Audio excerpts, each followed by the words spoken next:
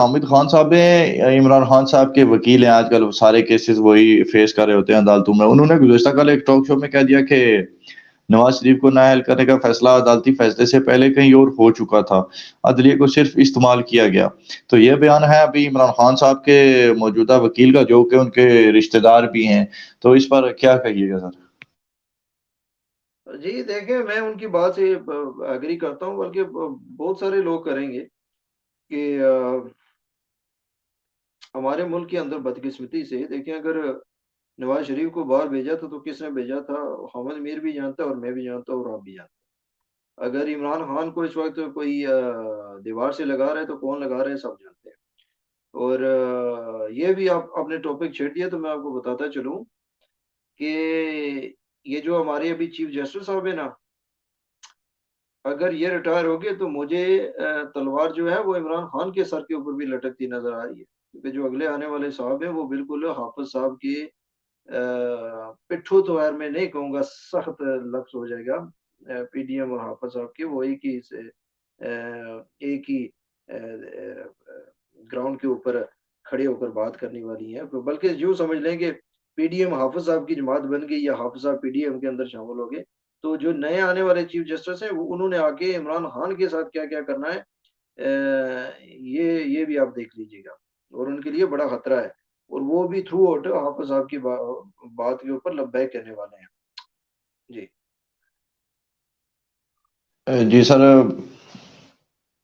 गालिबन आप बात कर रहे हैं काजी फायजीजा साहब की। तो मैं ये यहाँ पे एक पॉइंट रखना चाहूंगा कि जब फैजाबाद धरना हुआ था उसमें काजी फायजीजा साहब ने बड़ा ठोक ठाक के फैसला सुनाया था आईएसआई के खिलाफ। और तब डीजी आईएसआई थे फैज हमीद, और इसीलिए शायद उनके खिलाफ सुप्रीम कोर्ट में काफी ज्यादा इंक्वायरियां भी चली थी और ये सब कुछ भी हुआ था। जहां तक काजी फायजीजा साहब की क्रेडिबिलिटी की बात है, वो काफी बेहतर है मौजूदा चीफ जस्टिस साहब से भी, और जो इनसे पहले दो चार गुजरे हैं, जैसे साकिब निसार साहब उर्फ बाबा रहमता थे।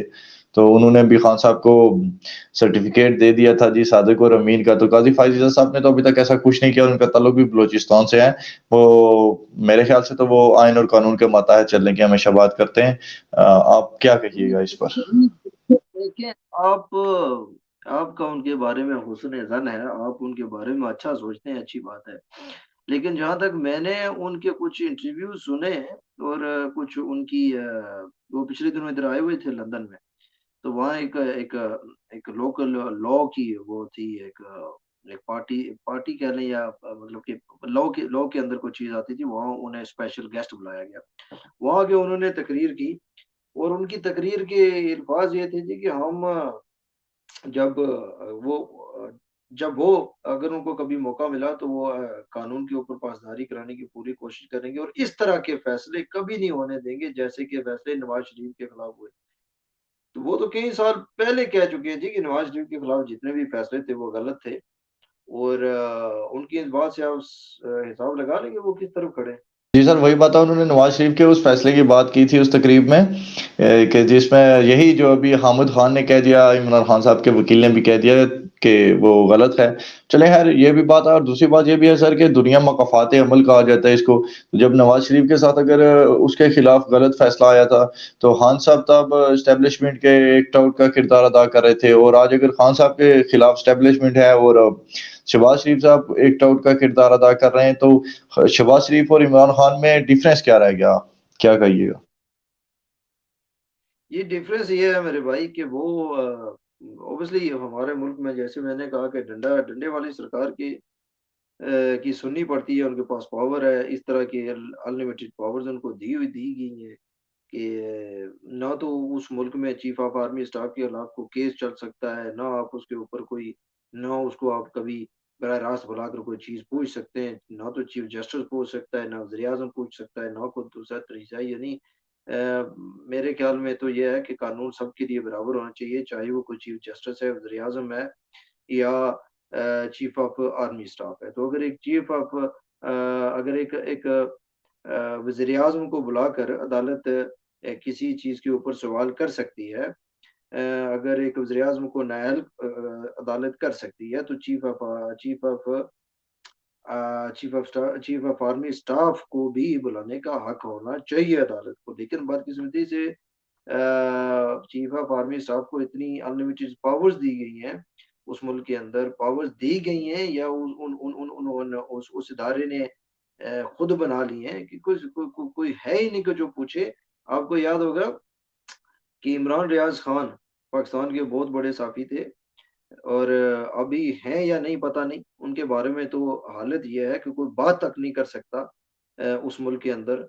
जो बात करता है वो दूसरे दिन खुद गायब हो जाता है। उसने एक दिन चीफ ऑफ जो साबका थे ना आपके chief of army staff Bajwa साहब, उनसे कहा था जी कि ये मेरे ख्याल के अंदर रजीम चेंज हुई है, और आपको आप जो है वो मतलब कि इस तरह की बात की थी, तो आप देख लें कि 2 दिन के अंदर अंदर उन्हें उठाकर कहाँ ले जाया गया था और उनके साथ क्या क्या हशर हुए थे, कि एक आम आदमी आर्मी चीफ के से एक क्वेश्चन तक नहीं कर सकता। हालत तो ये है।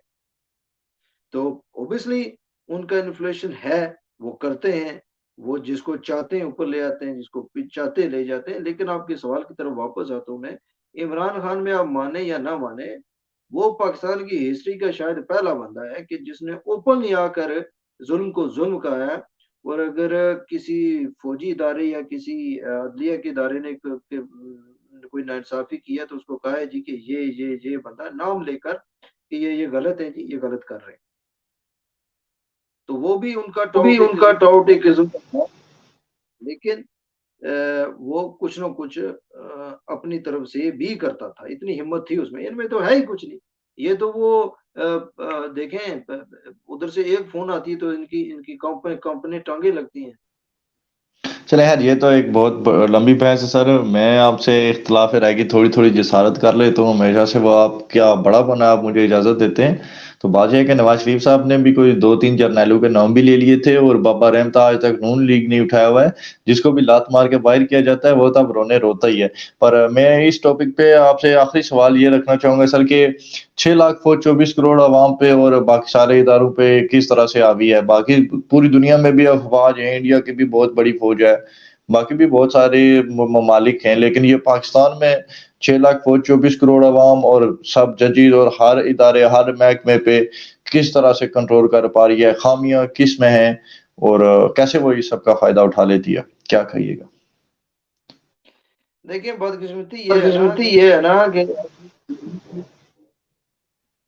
दुनिया के बाकी ममालिक को अगर आप देखें तो उनमें यह है कि हर इदारा आज़ाद है, काफ़ी हद तक आज़ाद है, किसी के मोहतात नहीं है। उनके अपने इख्तियारात हैं, वो अपने इख्तियारात का को बरोकार लाते हैं। और वो अगर कोई एक इदारा गलत करता है तो वो उसको उसको पूछते हैं जनाब कि ये आप गलत कर रहे हैं, ऐसा नहीं कर सकते, और वो उसको उसको उसके खिलाफ एक्शन लेते हैं। लेकिन हमारे पाकिस्तान में कोई ऐसा इदारा है ही नहीं जो फौज के खिलाफ जाने की जिसारत कर सके। ना तो पुलिस उनके खिलाफ कोई बात करती है, ना वकला उनके खिलाफ कोई बात कर सकते हैं, ना वकला खैर थोड़ा बहुत करते हैं, जजेस भी उनसे डरते हैं। तो जब अच्छा, आपके मिनिस्टर्स भी उनसे डरते हैं, आपकी हुकूमत भी उनसे डरती है, क्योंकि वो जानती है जी कि अगर हमने कुछ किया तो इन्होंने हमारा तख्ता उलट देना है। तो फिर कैसे कैसे कैसे कौन उनको लगाम डालेगा? डरते हैं सब। बाकी ममालिक में ऐसा नहीं है। जी, तो आप यही कह रहे हैं सर कि ये सब डरते हैं, और डरने की वजह यही है कि अवाम हमेशा सह लेती है और वो इस्टेब्लिशमेंट के साथ खड़ी हो जाती है, इसीलिए कोई महकमा या कोई इदारा कोई शख्सियत उनके खिलाफ नहीं जा सकती। नहीं, अवाम उनके साथ खड़ी तो नहीं होती, अवाम बिल्कुल उनके साथ खड़ी नहीं होती, डरती ज़रूर है, इसमें कोई शक नहीं। अब देखें, हालत ये है कि पिछले दिनों मैं देख रहा था जब ये 9 मई के वाक़यात हुए, नहीं होने चाहिए थे, अनफॉर्चुनेटली हो गए। तो आप देखें कि कुछ दिनों के बाद हालत ये होगी कि आप जौन-सा भी टीवी चैनल लगाएँ, आप एयरवाई लगा लें, आप पीटीवी लगा लें, आप जियो न्यूज़ लगा लें, आप कोई भी समा लगा लें, कोई भी लगा लें, उसके ऊपर एक बड़ा नगमा चल रहा था। वो उसकी मुझे एग्ज़ैक्ट वो जो है वो अ, उस नगमे की जो है वो मिली नगमा कह लें या फौज का नगमा कह लें व्हाट्सोएवर। तो उसके एग्ज़ैक्ट अल्फ़ाज़ तो मुझे याद नहीं है, लेकिन उन्होंने वो चलाया हुआ था जी, क्लिप चल रहा था। जो भी चैनल लगाए उधर आ रहा था, आ रहा था, आ रहा था जी कि शहीदों की माएँ रोती हैं, शहीद जो हैं वो शहीद हो गए। यार हालत ये हो गई थी उनकी कि उनको पता था कि अब ये कौम अब उनसे नफ़रत कर रही है एक किस्म की। हर बंदा फ़ौज को गाली निकाल रहा था। तो ये क्या कर रहे हैं कि इनको नौबत यहाँ पे आ गई कि हर दूसरे टीवी चैनल के ऊपर, हर देखें टीवी चैनल जो है वो ऐसे नहीं लगाते, वो या तो पैसे पैसे देने पड़ते हैं उनको किसी चीज की एडवर्टाइजमेंट करने के लिए, या फिर उन्हें डराया धमकाया गया होगा। तो बात करने का मकसद ये था कि नफरत करने लगे थे सर लोग इनसे। हर टीवी चैनल के ऊपर इनका वो चल रहा है, वो चल रहा है, वो चल रहा है जी, शहीद की मार हो रही है, शहीद का बेटा रो रहा है, फला का ये शहीदों ने बड़ी कुर्बानियां दी हैं। नफरत करते हैं सर इनसे, लोग डरते हैं, इनके साथ शायद कोई नहीं खड़ा होता। सर अगर डरते हैं तो ये किस तरह से हो सकता है कि 75 साल से अवाम बस एक ही डर के साए के तले नीचे रह रही है और इसी तरह से रहती रहेगी। मतलब मेरा सवाल फिर वहीं पर है कि दुनिया में जहां पे भी इस तरह की अगर कोई स्टैब्लिशमेंट या कोई कजाफी भी था, दूसरी तीसरी भी रिजीम्स थी, तो मगर यह है कि उन पे तो फिर बगावत हो जाती है, उनके खिलाफ सब कुछ हो जाता है, लेकिन यहाँ पे तो कुछ भी नहीं हो रहा। तो 75 साल से यही चलता आ रहा है। देखें, सीधी बात करूं, अगर दो दो टोक बात करूं, तो हम बुजदिल हैं और डर जाते हैं। जिस दिन हम डरना छोड़ दिया, इनकी आंखों में आंखें डाल दी, तो सब कुछ ठीक हो जाएगा। अब आप मुझे यही लाना चाहते थे, चले मैं आ गया। जी सर, शुक्रिया आपका।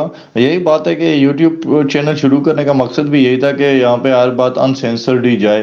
तो अच्छी बात है, आपने आखिर बात कर दी कि हम डरते हैं, चाहे कोई पीटीआई वाला हो, चाहे कोई दूसरा हो तीसरा, हर बंदा डरता है और उसको मान लेना चाहिए। टक्कर के लोग जो कोई नहीं है इस मुल्क में पाए जाते। चले आप और जल्दी से बात जरा भी आखिर में। जी जी कहिए। और बात भी मैं यहाँ करता कि एक एक मैं टीवी प्रोग्राम सुन रहा था, वहाँ एक बंदा था, क्या नाम था जी उसका,